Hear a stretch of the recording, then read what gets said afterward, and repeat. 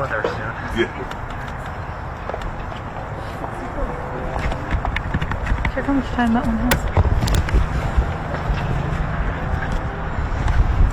How much time does it have?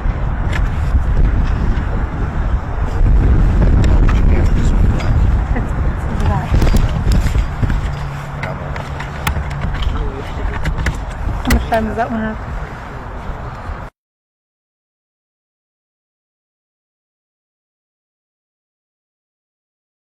None of them have any time. You start formatting.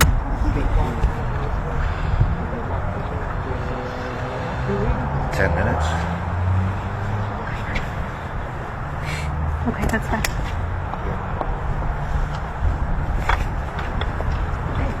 We're ready whenever you guys are. If I'm in anyone's way, just let me know and I'll move. Kneel down. Lee Merritt, attorney for the family. We had a moment ago we met with District Attorney Henry Garza. Three words that we heard repeatedly out during this meeting that gave us all a great deal of satisfaction was we heard prosecutors, investigators, and the DA himself saying justice for Michael Dean. We hadn't heard him say that until this point. We have a different idea of what justice looks like. We sharply disagree in the charge.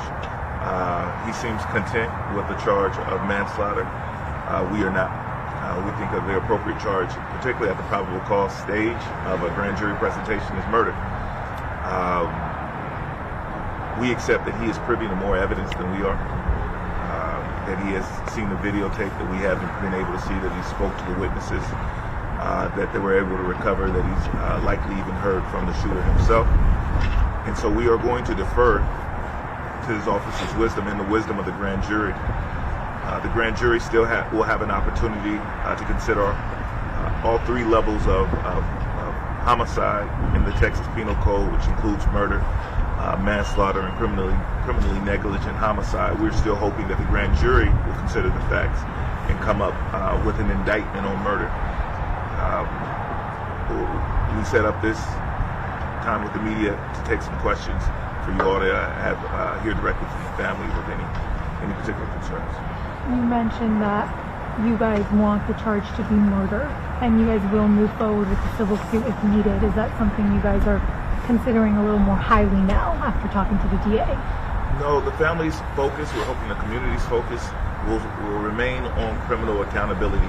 In these cases, far too often we see civil liability all over the country.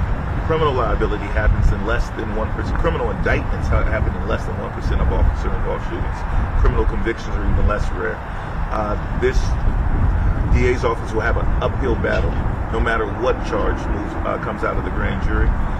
And so we're encouraging the community, this family, staying focused on criminal accountability and whatever we can do to assist in that regard. The civil case will proceed at some point because we believe that these actions aren't isolated to the actions of one rogue police officer, but represent poor training, poor policies and procedures of the city of Temple. And we believe we'll learn more about that during the criminal trial. And just to follow up from yesterday, you attended the press conference with the police department.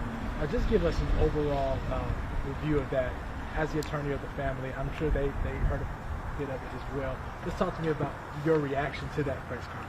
The city of Temple, particularly the Temple PD, refuses to acknowledge a problem in policing in their community. One death is more than enough.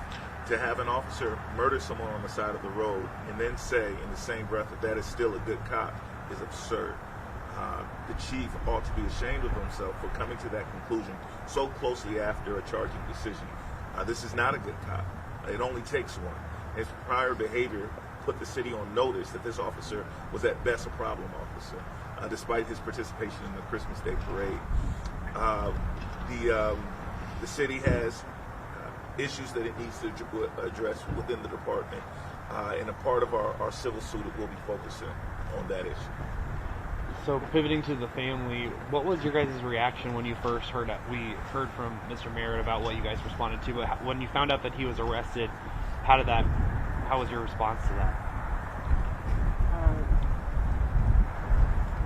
I just felt like at least he was being held accountable for my son's life being taken.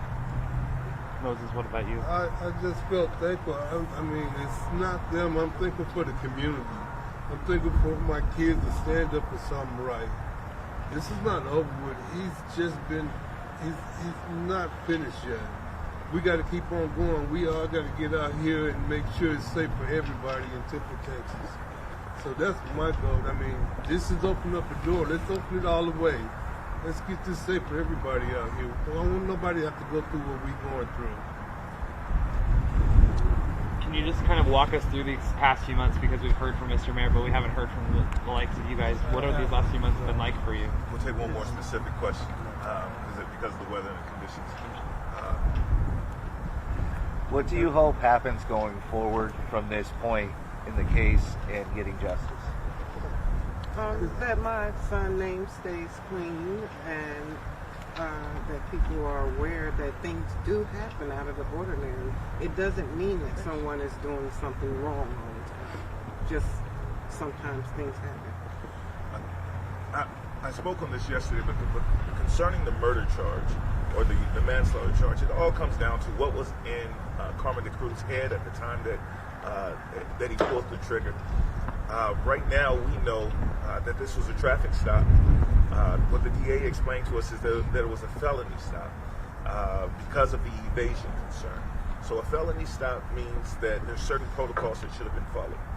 None of them were followed here. During a felony stop, you take up a position of safety behind your police vehicle, behind the door. You order commands, loud commands in a clear voice to the driver. You don't make direct contact with them because in a felony stop, it's considered a dangerous situation, both for the citizens and for officers. He violated that by allegedly, at least, placing himself inside of the vehicle. We want to know why he decided to put his hands on his firearm, why he decided to draw and put his hands on the trigger. In our opinion, that establishes the mental space for murder, the intentionality necessary for a murder charge. That was not thoroughly explained to us by anyone. We still cannot fathom why a traffic stop, even a felony stop, resulted in an officer approaching a car with his hand on a gun. We get now that his defense will be it was an accident. But why was that situation created in the first place is an ongoing concern for us. Thank you all so much for your time. Thank you guys.